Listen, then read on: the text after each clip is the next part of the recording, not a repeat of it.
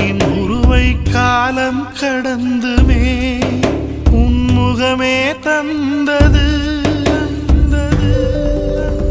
பூமி பந்தில் புனிதம் தேடினே உன் உருவம் தெரிந்தது.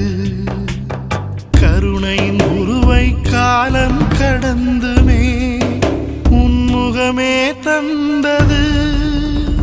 அன்பின் வடிவம் அகத்தில் கண்டாய், ஏழையின் சிரிப்பில் இறைவன் கண்டாய்.